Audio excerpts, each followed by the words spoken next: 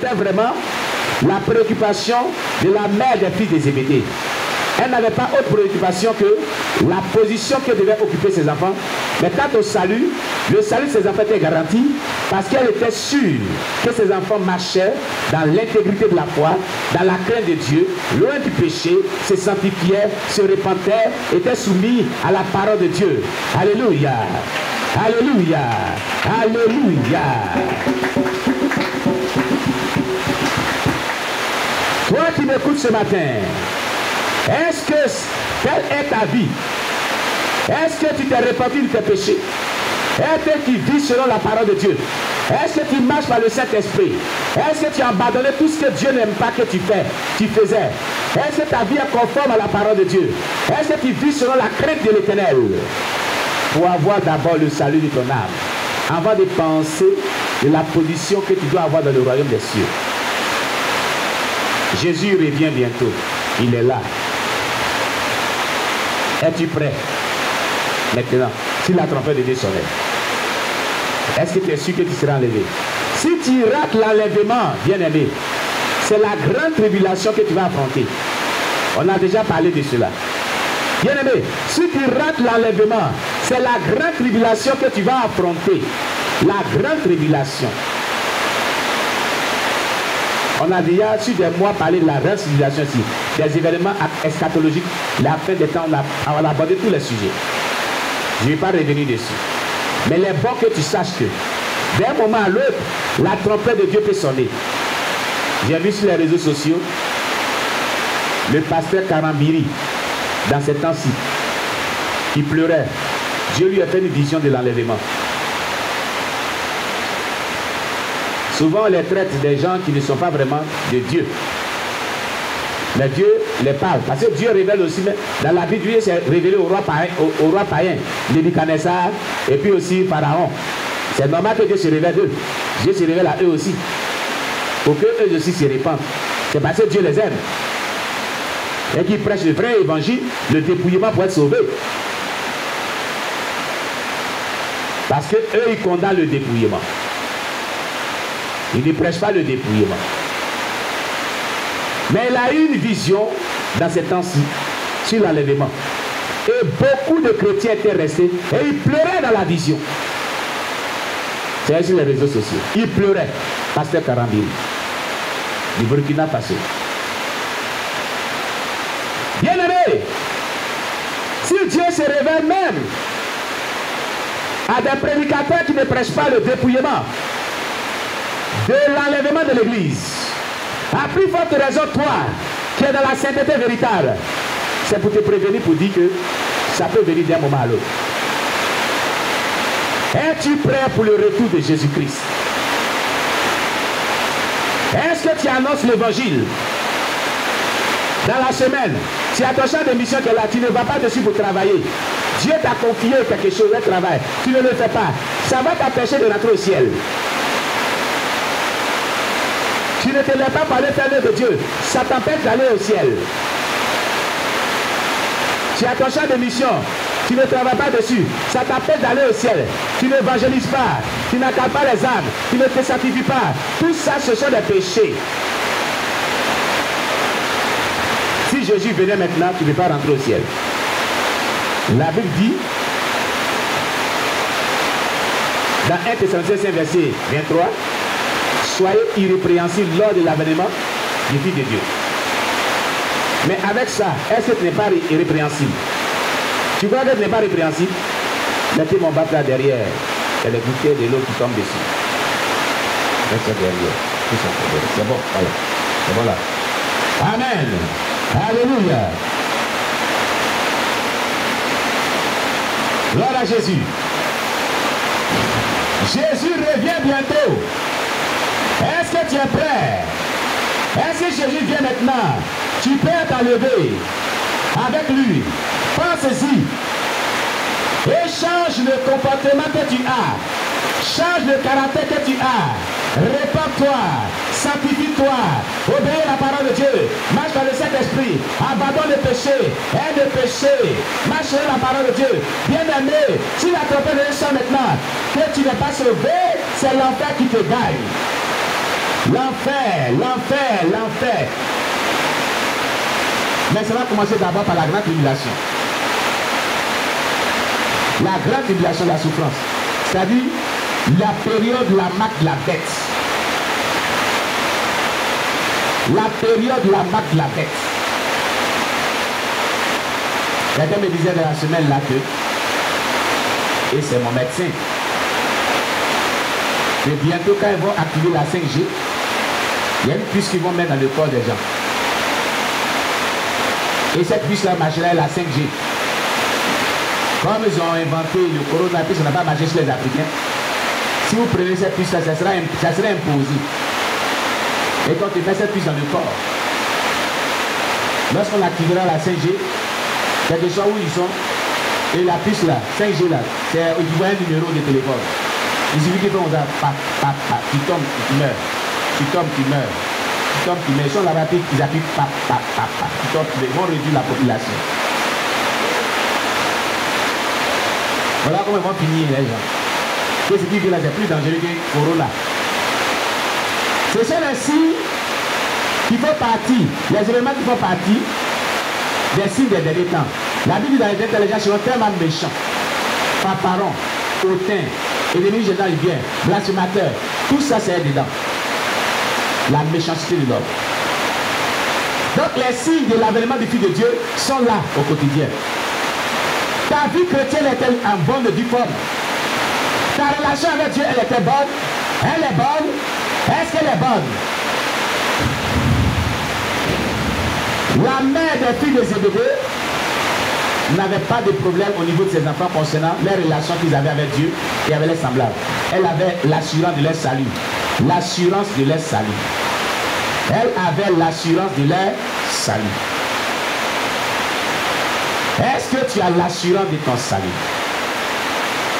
As-tu l'assurance de ton salut maintenant?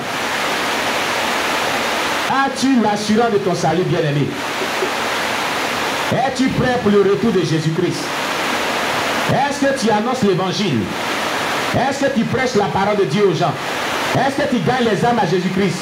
Est-ce que tu parles de Jésus à tes parents qui ne sont pas convertis? À ton entourage qui n'est pas converti?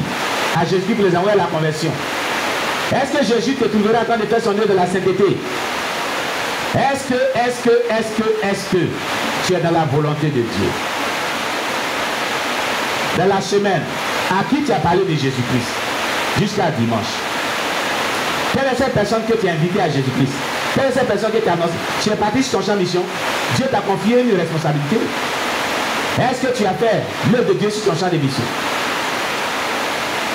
Tu vas rendre compte à Dieu.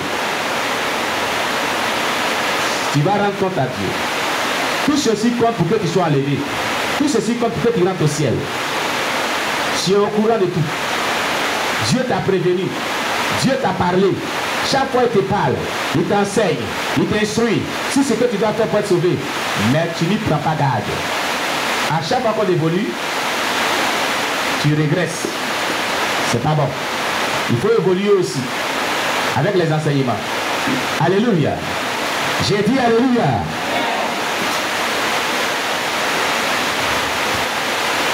Alors, la première des choses que doit rechercher un enfant de Dieu, c'est le salut de son âme. Comment parvenir au salut de son âme? Comment rechercher le salut de son âme? C'est en renonçant au péché, en haïssant le péché, en abandonnant le péché. C'est toutes ces formes. En se repentant de ses péchés, de ses iniquités. Cette vérité, cette réalité, il faut l'accepter premièrement. Dans tout ton cœur. Dans tout ton cœur. Alléluia. Alléluia. Quand tu hais le péché, que tu renonces au péché, la deuxième des choses qui va t'amener au salut, c'est ta soumission à la parole de Dieu. La sainte doctrine qui t'est prêchée. Les enseignements que tu reçois là, qui sont des purs et des bons enseignements, mets-les en pratique. Vis selon ces enseignements-là. Marche selon ces enseignements-là. Fais tout ce selon ces enseignements-là. Mets-les en pratique, bien-aimé. Je t'en supplie. par l'amour du ciel, par l'amour du Seigneur Jésus, mets en pratique les enseignements que tu reçois ici. Vis ces enseignements-là. Ces enseignements te conduiront sur le chemin du salut. Ces enseignements te donneront le salut. Troisième des choses, c'est que tu marches selon le Saint-Esprit. Tu vis selon le Saint-Esprit. Tu vis selon le Saint-Esprit. Ne fais rien sans la volonté divine du Saint-Esprit. Fais tout chose pour te conformer à la volonté divine du Saint-Esprit. Ce que le Saint-Esprit te dit, fais-le. Avant de faire toute chose, consulte Dieu. Et marche selon ses instructions qu'il te donnera par son Esprit Saint.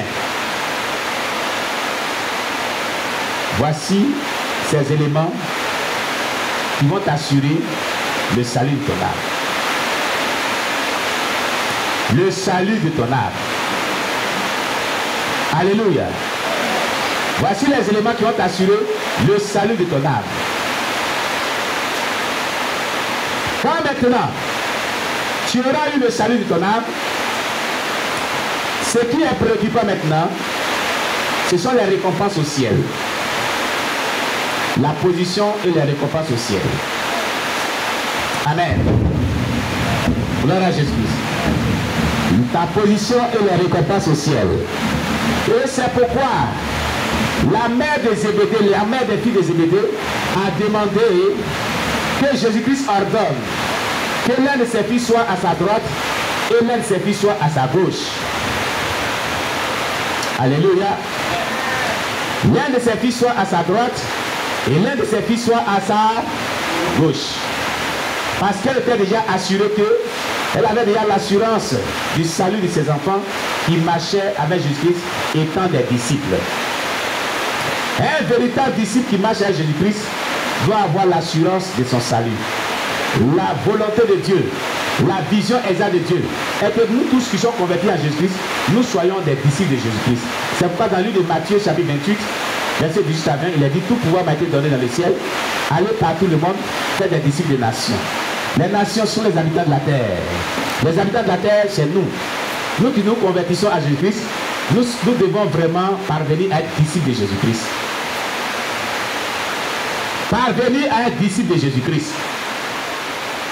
Alléluia. Quand tu parviens à être disciple de Jésus-Christ, alors là, tu peux avoir l'assurance de ton salut. Tu peux avoir l'assurance de ton salut et les récompenses et des bonnes positions au ciel. Amen.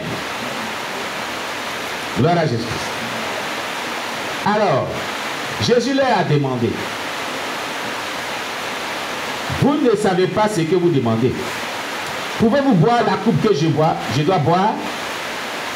Quelle était la coupe que Jésus-Christ, quand il disait pouvez-vous boire la coupe que je dois boire, il faisait allusion à quoi? Jésus voulait dire quoi par là? Qu'est-ce que c'est que la coupe de Jésus-Christ? De quoi parlait Jésus-Christ? Jésus voulait dire la souffrance à la croix, l'épreuve de la croix que je vais traverser là. Est-ce que vous pouvez traverser cette épreuve-là?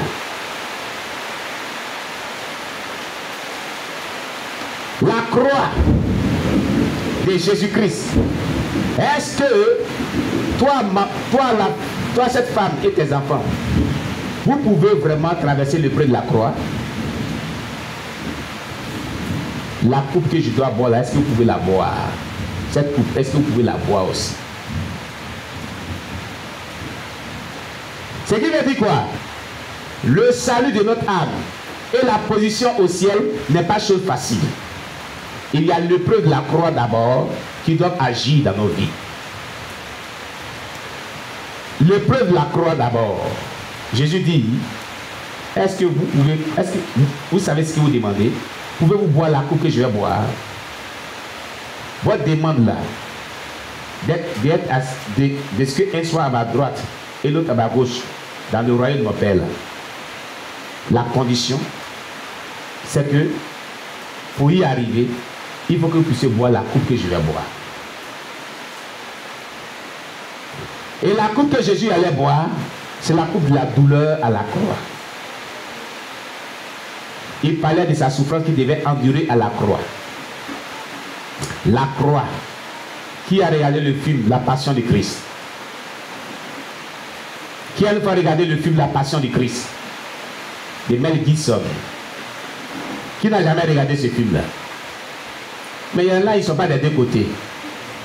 Je ne sais pas. Ou bien votre esprit n'est pas ici. Je ne sais pas comment les gens sont. Baissez les bras. Qui a une fois regardé le film La Passion du Christ? N'a qu'à lever son doigt. Ah, soyez avec nous. Qui n'a jamais regardé ce film? Il y a beaucoup qui n'ont jamais regardé ce film. La Passion du Christ. Là. Vous n'avez jamais regardé ça?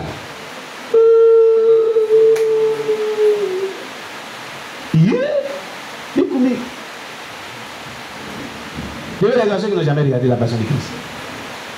Levez les doigts. Attendez. 1, 2, 3, 4, 5, 6, 7, 8, 9, 10, 11, 12. Vous n'avez jamais regardé le film La Passion du Christ? Vous n'avez jamais regardé ça? Vous êtes sûr? C'est un film de Jésus, mais qui est fait en